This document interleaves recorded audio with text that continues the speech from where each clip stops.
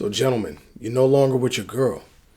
For whatever reason, maybe your original girl passed on, or you got divorced, you left her, she left you, somebody cheated, somebody took money, don't know. But for whatever reason, you've been out of the game for a while. But now you've decided to come back to the game. How do you do that, though? How do you know what to look out for? How do you know what pitfalls are out there? These women are crazy. And you know this, man? Oh, trust me, I know this. And I get it, it's confusing. You don't know what to do, but you did the right thing. You came to class, balance of power. I got you covered with today's lesson. 6 tips of getting back in the game. It's gonna be quick and dirty, gentlemen. Let's get it in. So the fact is, there are way more than 6 things I could tell you about getting back in the game after being gone for a while. But I want to break it down into 2 main parts. 3. First, I'm going to tell you about 3 things that are probably going to trip you up. Then I'm going to tell you about 3 things that you need to protect yourself against. And lastly, I'm going to give you a solution on how to fix some of these things. Obviously, it's balance of power. It's what we do. I'm not going to leave you out in the cold without solutions. Come on, man. The first thing that's going to trip you up, gentlemen, is that you are in relationship mode. Meaning for 5, 10, 15, 20 years, what you've been practiced on in here, in your mind, in your heart, and even your actions, and what you will do automatically is you will do things as if you are husband, longtime boyfriend. You are in that mode of being way too relationshipy for these dating streets. It's gonna be very hard for you to have to switch up how you function. You cannot function as if she's your wife when you just met her. That's gonna throw you all the way off. Second thing that's gonna trip you up, gents, is communication. Like I said, 5, 10, 15, 20 years of you being out of the game. When you're coming back in, you probably have no idea how to communicate in today's standards. Now, I'm assuming, know about smartphones and emails and texts and things like that. You know about them, but you're probably not texting and DMing people through Instagram as your primary way of talking to somebody. And the fact that you're probably thinking, wait, that's the primary way people talk? I don't even like it. And I'm not in my 50s, 60s, whatever. I know black don't crack, but I'm not that old. But the point is, yeah, the communication standards have changed. The game changes every 18 months. And if you've been out of the game for 20 years, that means it's changed a lot. Many, many times over. And you are not ready for that. So having a simple conversation might not be a simple conversation anymore because you're calling, they're not answering. They're responding with a text, and you're thinking, it's just going to be a whole thing that you have to relearn. It's like having to walk all over again. And the third thing that can trip you up, gentlemen, is access. What I mean by access is basically where you're going to hunt, where you're going to find these new ladies who you're looking for.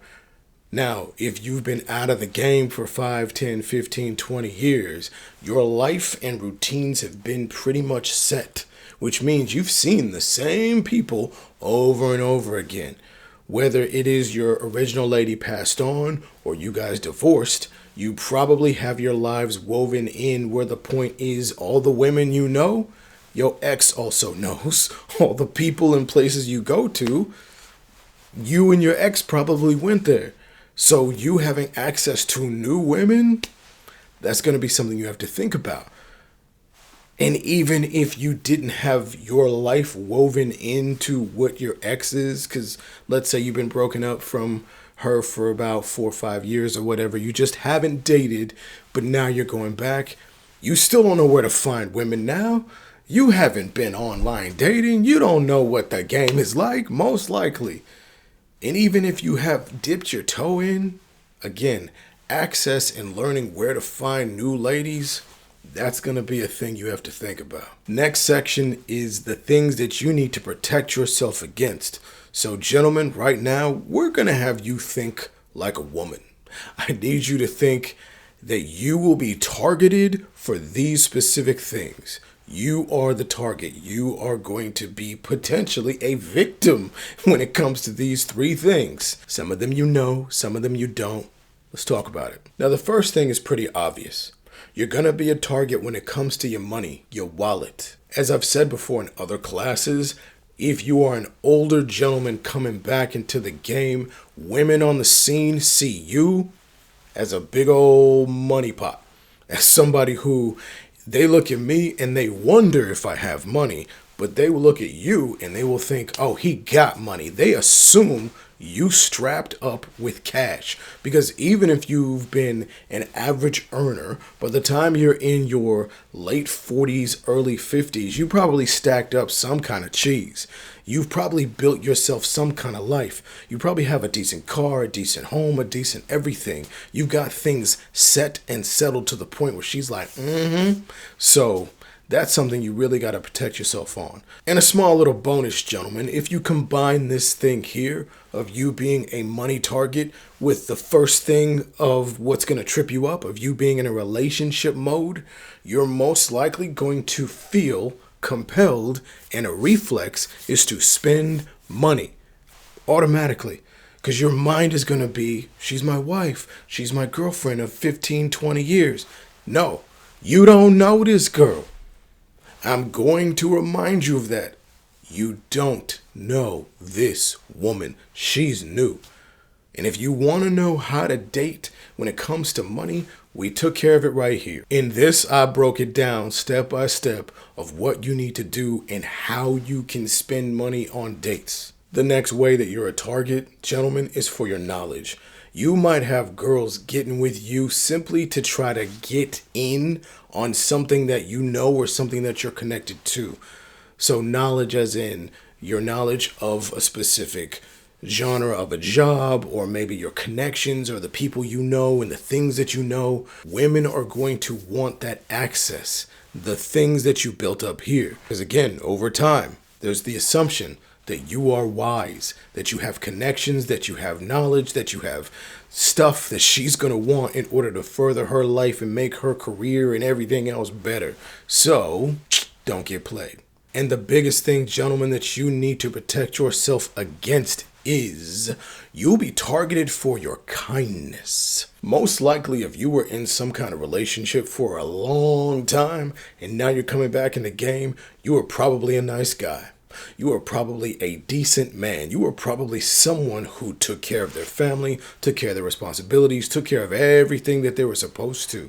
And your inclination to do well, to do good for others, to look out for the other person, like you should in a relationship, because again, you're going to be automatically in relationship mode. They're going to know that. They're going to target that. They're going to think, hey, he's going to do it for me. He's a nice guy. And again, we can't assume that every woman is going to be negative or bad or have any ill will towards you. But at the same time, you're back in these streets, homie. Yes, you need to protect yourself against the potentiality of a woman getting over. Because another thing that has probably changed a lot since you've been in the game, the number of women who are good in relationships has shrunk. And the number of women who just want to be out having fun, that's increased. So if all you want to do, gentlemen, is hoe it up, that's going to be easy for you. But most likely, if you are a decent dude who's in relationships and you're a relationship guy, you're not trying to hit it and quit it. You're not trying to be out there hoeing it up. So you trying to find a good woman, the window is small. The pool is very small. So the rest of the women who are out there seeing your kindness, woo, you was a target, homie. So we talked about what can trip you up. We talked about what you should protect yourself against. But now, solution. I will reiterate that there are many things, but I'm going to give you at least one really good solution that takes care of a lot of the issues that we talked about. It's not going to solve everything, and there are many things that you can actually hit me up on. If you want to book a session, there's a link in the description. But in the meantime, at least you'll have this one. And the solution is move slow and amazing. A lot of these things will be solved, gentlemen, if you slow down. Instead of moving really quick and you see something fancy, you see something pretty, you see something nice, you're like, ooh, I need to jump on that. The game is going to want you to move very quickly. It is designed almost like a sales pitch where they act as if it's a limited time offer, and girls will be like, well, I don't have much time and you got to hit me up now and you got to see me tomorrow. Don't let any of that throw you off, especially if you feel, because you're going to feel it. You're going to see something, especially if you've been on like 10, 12 horrible dates and you see one that's really nice. You're like, oh, you're going to think you need to pounce on it. But remember this in your head. You don't know this woman. So you are going to move slow. Assume that you don't know her. Even if she's been nice the last 2, 3, 4 times you talked to her and she's different than the last 10 dates you had. You don't know this woman. She is probably 1,000 times more skilled than you because she's been in these streets longer than you. You don't know this woman. So you are going to slow everything down. Now, although I'm telling you that you don't know her, this does not mean that you have an excuse to treat her badly. That is not who you are. That's not what we teach. That's not what we're doing right now. You are going to be amazing. You are going to be excellent. You're going to have a combination of excellence and patience. You are going to have a high standard for how you treat other people and what you demand of other people and how they treat you. You are going to move with excellence and patience. If you have patience and you know, I don't know this woman. She seems nice. She seems cool. She could be playing me.